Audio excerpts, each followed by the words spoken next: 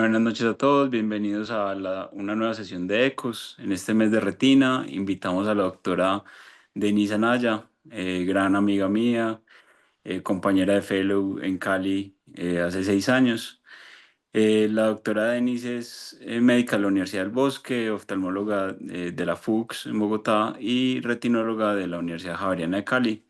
Actualmente se desempeña como retinóloga en la Clínica Oftalmológica de Cali. Es miembro activo de la Sociedad Colombiana de Oftalmología y de ACOREP. Y es un placer tenerla acá con nosotros como invitada. Bienvenida, Denis. Gracias, Juanca. Muchas gracias. Gracias por la invitación y a María Elisa también. Y bueno, de una, voy a compartirles pantalla para arrancar,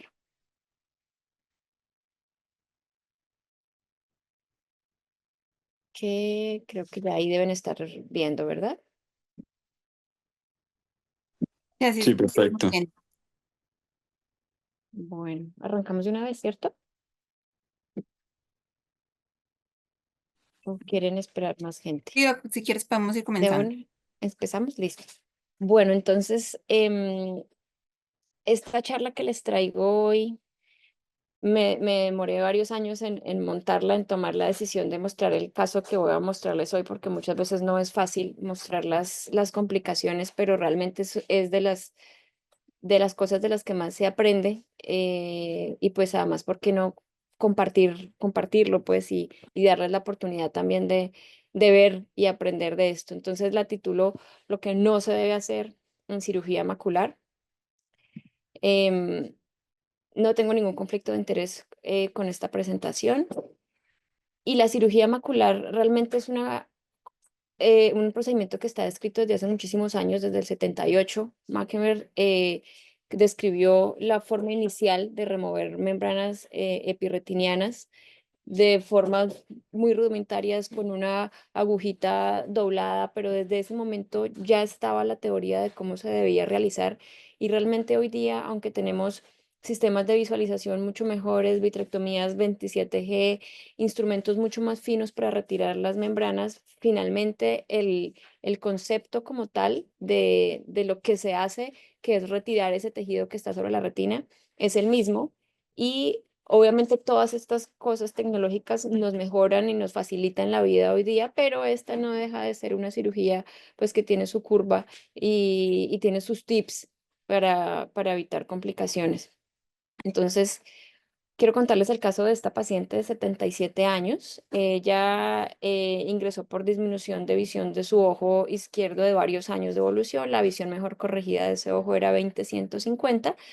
Tenía una catarata moderada y esta era su tomografía de ese momento. Entonces, si ustedes ven, tiene una membrana peritoneana que era de predominio nasal, sobre todo cercana al disco, un grosor central de 391 micras, ya no tenía depresión foveal, algunas capas ectópicas y quistes centrales de predominio en las capas externas de la retina. Con esto y con la catarata la programé para cirugía de catarata y pelamiento. Entonces, quiero que me acompañen a ver esta triste historia.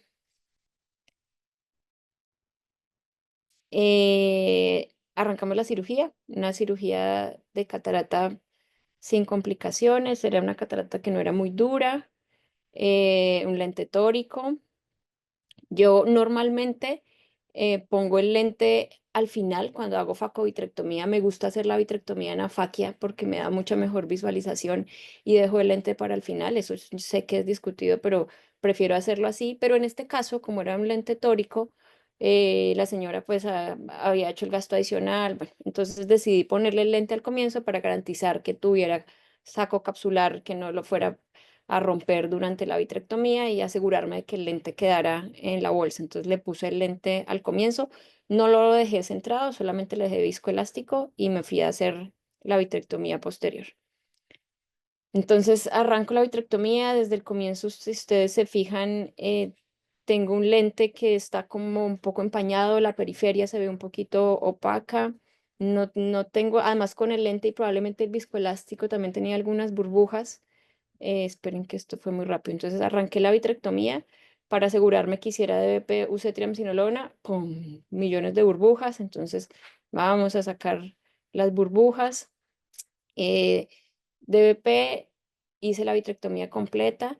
En ese momento no tenía azul brillante, teníamos solo azul tripán. Entonces eso ya fue hace varios años.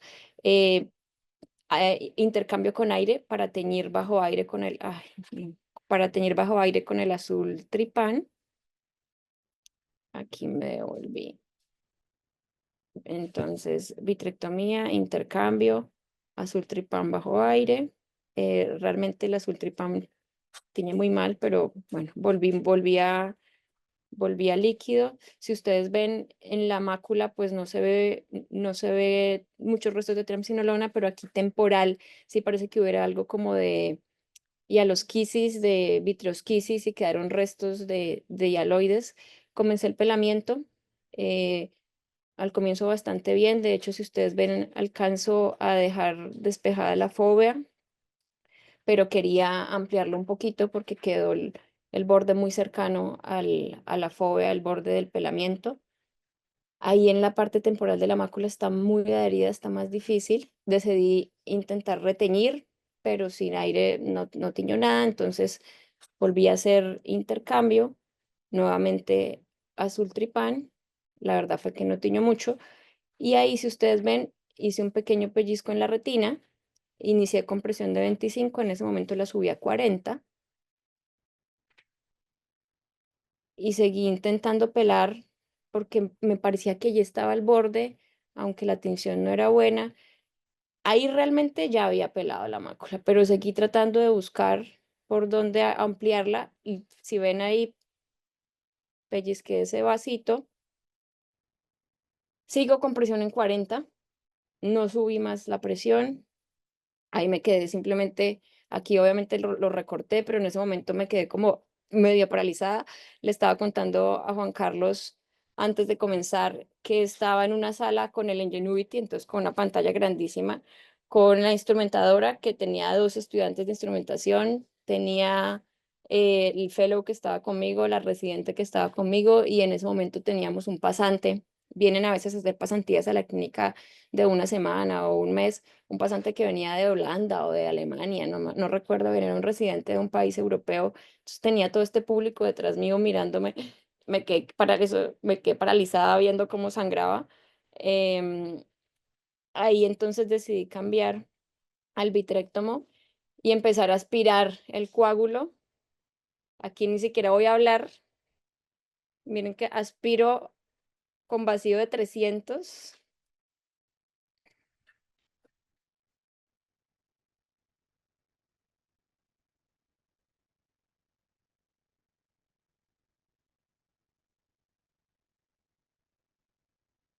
Esto está en cámara lenta, obviamente, pero si ven con el vacío y al jalar el coágulo, lo que hice fue abulsionar ese vaso arterial, amputarlo, sacarlo de la retina. Ustedes saben que los vasos van sobre la capa de fibras nerviosas, realmente son superficiales y el coágulo estaba ya estaba muy duro y estaba muy adherido. Entonces, al jalar con la aspiración tan alta, simplemente saqué el vaso de la retina y quedó flotando en la cavidad vítrea el chorro ahí abierto. Miren que sigue la presión en 40, nunca la subí más y me quedé mirando y mirando cómo sangraba. Finalmente decidí hacer cauterio, entonces cautericé esa arteria y si ustedes ven inmediatamente se pone blanquita, hizo isquemia de toda esa zona y comencé a aspirar. Ahí ya finalmente decidí subir la presión a 60, aspirar, pero entonces ya me daba mucho susto aspirar más duro y ya finalmente esa sangre estaba coagulada, o sea, perdí mucho tiempo intentando aspirar la sangre. Eh, si ven, todavía queda algo de sangrado activo. Seguí aspirando mucho tiempo. Aquí recorté mucho el video, pero seguía intentando tratar de quitar la sangre y miren cómo se alcanzan a ver algunos vasitos blancos. Son restos de transcinolona, pero algunos también son vasos arteriales que están exangües. Eso fue lo máximo que pude limpiar la sangre. Ahí traté de hacer como un barrido con un flush de líquido. finalmente ya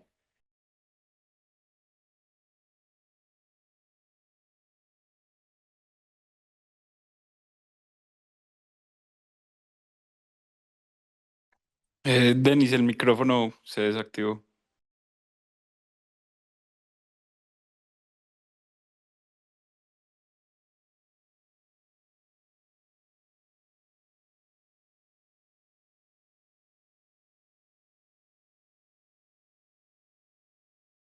ya, ¿cierto?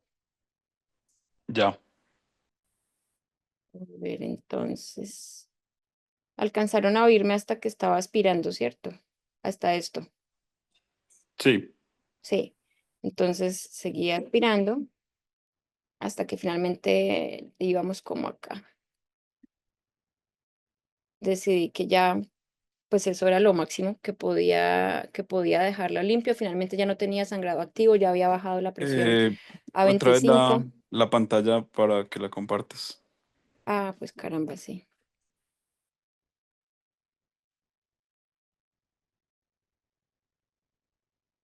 Ahora sí, ¿cierto? Sí, perfecto. Listo, entonces íbamos acá, aquí. Entonces ya con presión en 25 ya no había sangrado activo. em, y finalmente dije, eso es lo máximo pues que puedo limpiar, no voy a seguir jalando esos coágulos. Terminé de aspirar un poquito, me fui ya a centrarle el lente tórico que probablemente no iba a tener ya mucha más utilidad en ella. Y terminé haciendo un intercambio líquido-aire. Le dejé la cavidad vitrea completamente llena de aire. Y listo. Entonces, después de mostrarles esto, ¿qué aprende uno de eso? Lo que no se debe hacer en cirugía macular. O sea, después que yo veía el video y lo que les decía, me demoré varios años en editarlo y sentarme a revisarlo bien y pensar qué de verdad fue lo que aprendí, porque en verdad fue todo mal con esta paciente. Entonces, comenzando desde las cosas más básicas, ¿qué no se debe hacer? ¿Qué hice? Primero, estar incómodo. Entonces, esto no aplica solamente para cirugía macular, sino realmente para para toda la cirugía.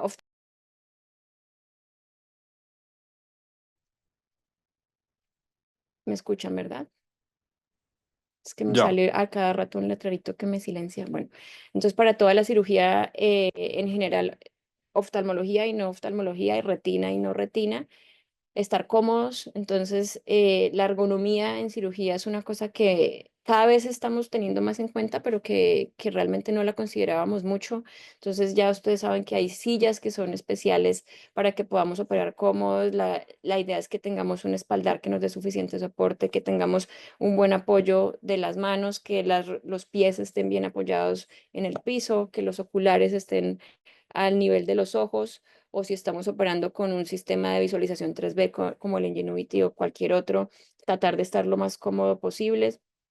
No solamente la ergonomía, sino también la situación y el ambiente de la sala. Entonces, lo que les decía, yo estaba con toda esta gente que me estaba mirando, digamos que uno puede operar así sin problema, pero si uno cree que le puede generar un estrés o una tensión adicional que puede generar complicaciones, pues hay que tratar de evitarlo.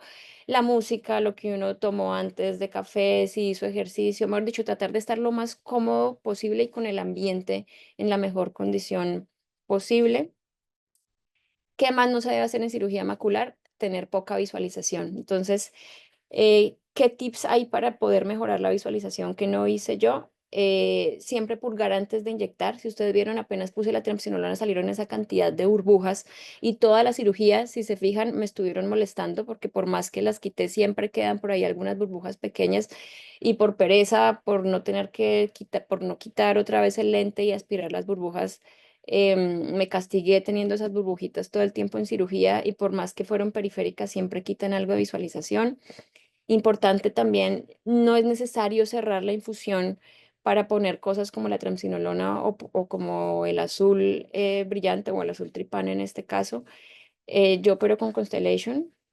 El Constellation tiene, si se han fijado, tiene un botón de IOP Control y lo que hace es estar sensando y midiendo todo el tiempo la presión, la mantiene estable en el número que uno la deja seteada, de forma que si uno inyecta algo dentro del ojo, como triamcinolona, él baja la presión para compensar la presión que yo le estoy inyectando. Obviamente eso aplica para volúmenes chiquitos, pues tampoco si uno le va a meter algo grandísimo, pero como silicón, pues, pero no es necesario estar cerrando ni bajando la infusión a 2 para poder inyectar fluidos dentro del ojo, porque esos cambios de presión sí generan que entren burbujas al sistema y esas burbujas molestan y limitan la visualización muchísimo.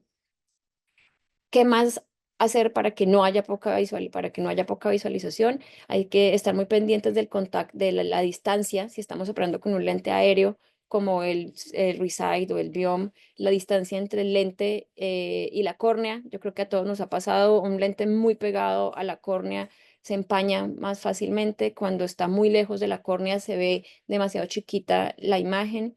Ubicar muy bien el Tegaderm para evitar que todo el tiempo se esté empañando el lente.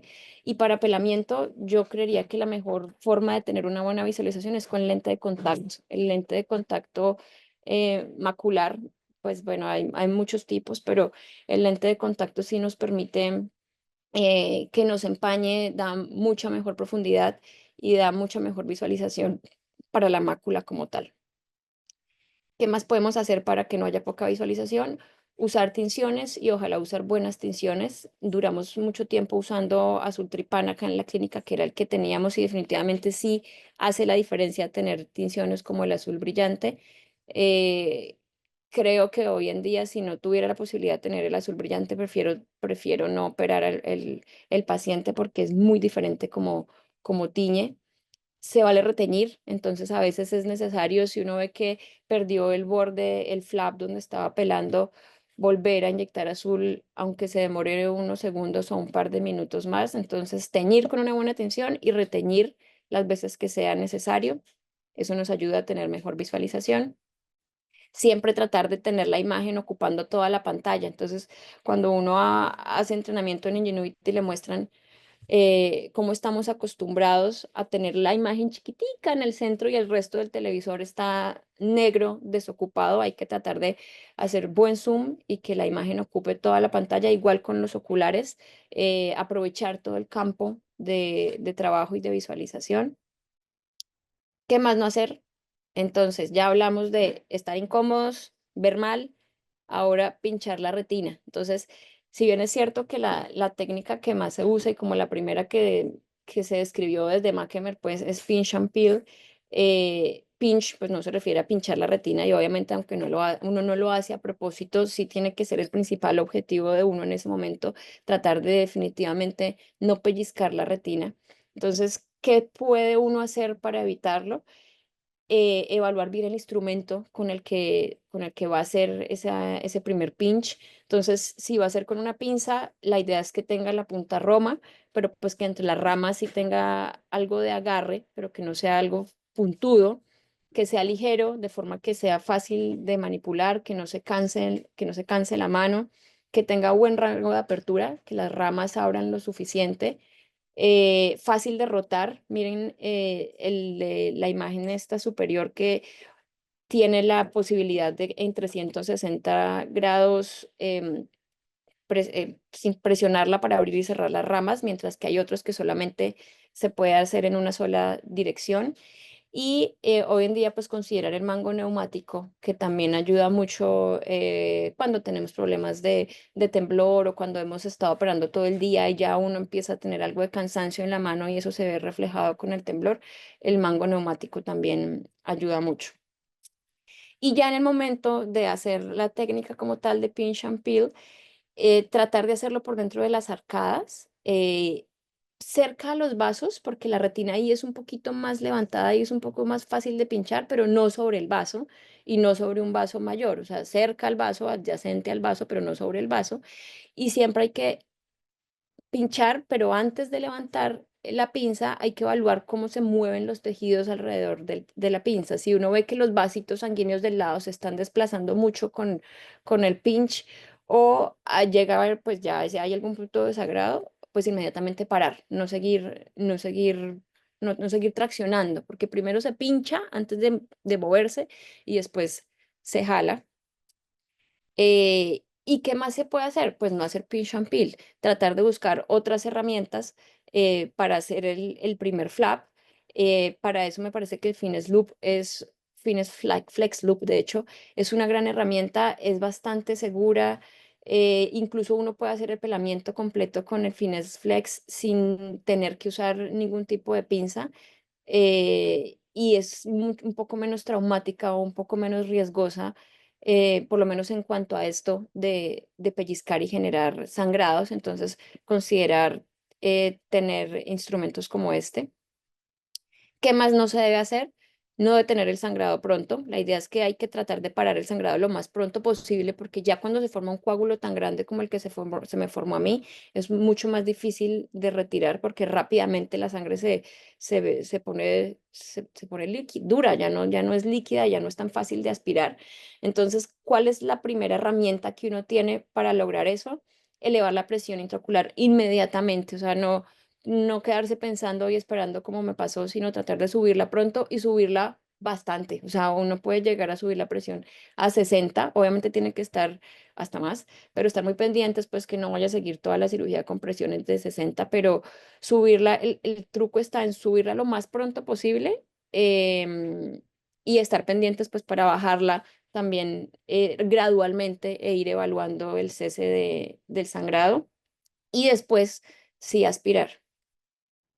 La otra opción es hacer el intercambio fluido de aire. El aire siempre es un gran taponador para la sangre. Entonces, en el punto que uno ve que ya después de que subió la presión, el sangrado se ha controlado o es un sangrado que ya está mucho más leve, de una vez cambiar a aire, también poner buena presión y esperar un poquito porque el aire tapona el sangrado, incluso si es necesario parar la cirugía y dejar el aire. Y si no se terminó de pelar, pues no se terminó de pelar y después se programa en otra cirugía, pero siempre presión y aire.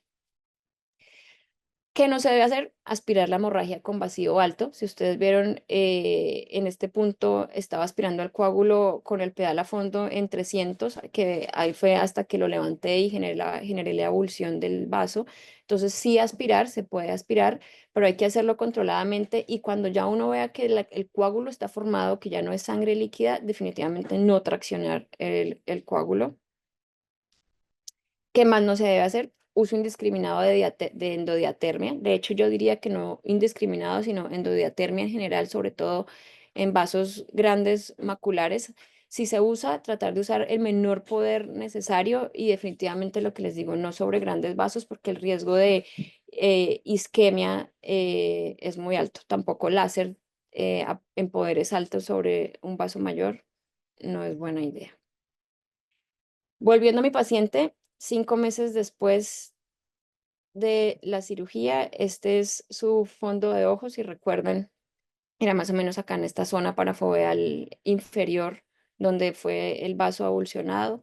Acá ven esta fase arterial, si se fijan acá como parafoveal nasal, inferonasal, están todos estos vasitos, como unos vasitos colaterales, pero acá esta zona, si ven, no hay un buen llenado de los vasos arteriales. Acá les voy a mostrar unas fases más tardías. Miren esta parte que no tiene buen llenado y acá están todos estos vasitos colaterales. Y en esta ya mucho más tardía, esta zona de hiperfluorescencia, que de hecho se corresponde mucho con una zona que ella refiere de escotoma, un escotoma paracentral. No tengo un campo visual todavía porque he perdido, bueno, esto fue hace ya varios años y perdí mucha comunicación con ella porque no tenemos convenio ya con la EPS que ella tenía. Bueno, pero si quisiera, voy a tratar de complementar el caso con un campo visual y la tomografía. Uno siempre piensa que este tipo de cosas horribles solo le pasan a uno, pero siempre hay alguien que ha vivido lo mismo que uno y encontré un par de reportes de casos. No, realmente solo es, cada uno reporta un solo caso. Este es un grupo mexicano de Monterrey.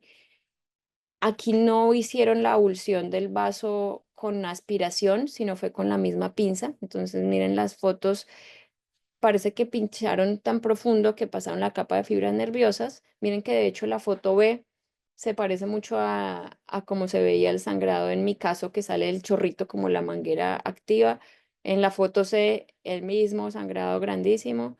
eh, y la angiografía, de hecho, es curiosa porque se parece mucho también. Si ven, se ve esa zona aquí parafoveal superior que tiene menor flujo, aunque aquí también hay un poquito de hiperfluorescencia en las fases tardías y yo no tengo tomografía, pero ellos tienen esta tomografía con atrofia que seguramente mi paciente también la tiene.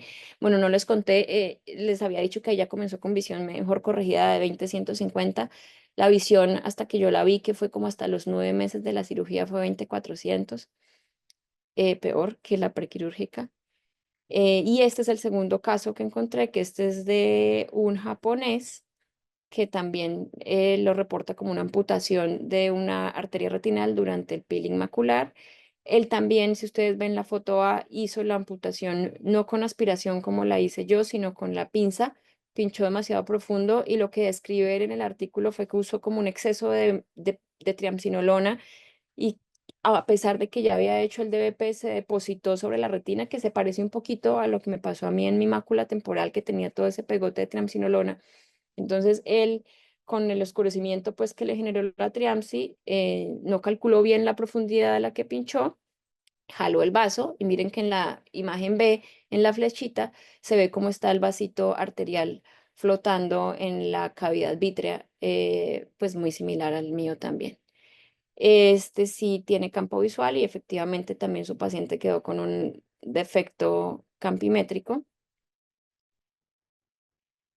Y lo último que aprendí de esto, aparte de la ergonomía, la visualización, las burbujas, el no usar diatermia, usar presión alta o intercambio fluido-aire, es que algunas veces menos es más. Si ustedes ven, al comienzo de la cirugía logré hacer un muy buen pelamiento de toda la parafobia nasal e incluso la fobia. Incluso cuando la amplié, había logrado despejar un poco de la fobia temporal. Y si no hubiera querido seguir ampliando, el pelamiento, pues la historia hubiera sido muy diferente. Entonces, sí, definitivamente, algunas veces menos es más. Y este, el último mensaje es para ustedes ahora, para la discusión. Escuchamos, pero no juzgamos. No es fácil mostrar las complicaciones, pero esta cirugía de verdad que sí me causó muchos dolores de cabeza y todavía pues me siento muy mal cuando veo el video, pero además aprovechando que tenía el Ingenuity y que el video quedó tan bueno, pues ¿por qué no compartirlo con ustedes? Entonces es una revisión corta, pero sobre todo porque quería aprovechar también a los retinólogos que estén conectados para que nos ayuden a como a enriquecer esto y compartirnos qué otros tips y qué otras maniobras tienen para no tener este tipo de complicaciones. Súper, Denis, mil gracias. No, yo creo que es de valientes pues mostrar las complicaciones. Yo creo que de eso es que se aprende, de las complicaciones. Y mira que hiciste una revisión y encontraste gente que le haya pasado lo mismo. Y tener todos esos tips es muy importante porque si a uno le pasa lo mismo y a uno nunca le han contado una complicación de otra persona, pues uno no sabe qué hacer, ¿cierto? Para eso es que sirve mostrarlas, para que cuando le pase a uno, uno saber qué hacer. Algo muy útil que hay que tener, digamos que con todo lo que dijiste, bueno, por ejemplo, cuando uno inyecta algo dentro del ojo, el mismo equipo regula la presión, pero es importante tener limpio el trocar de la infusión. Entonces, siempre limpiar ese trocar que está dentro del ojo para que ese vítreo no tape el reflujo que tiene el equipo por la misma canola de la infusión y que no se suba mucho la presión del ojo.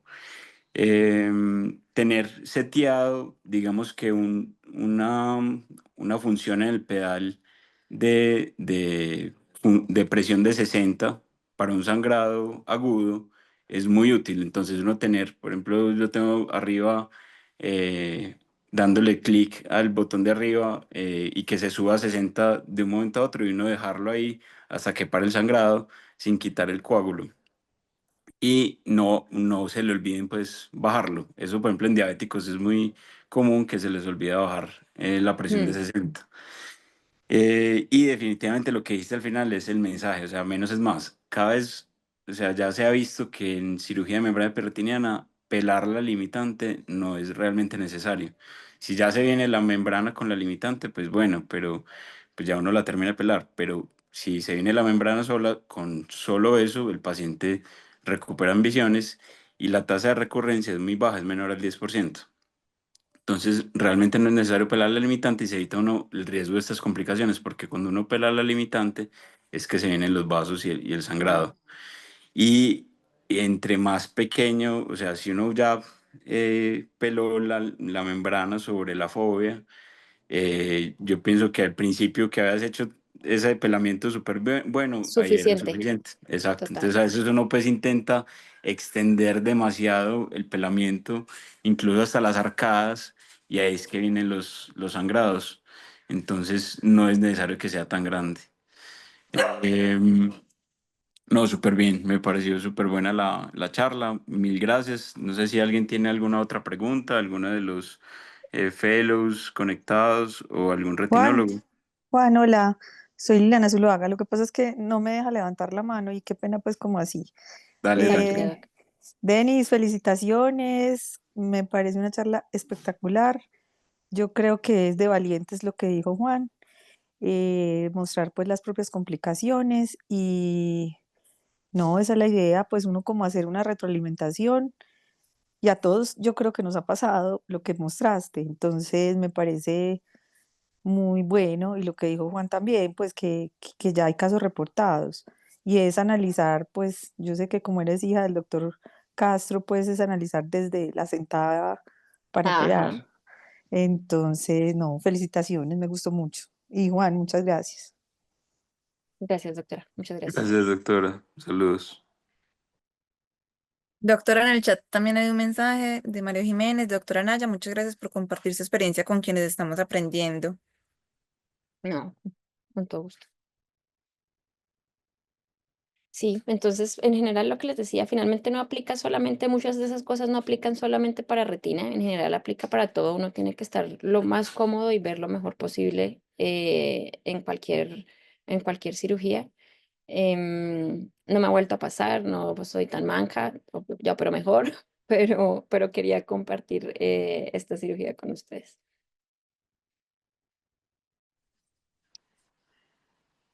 Yo creo que está, no hay más comentarios por ahí.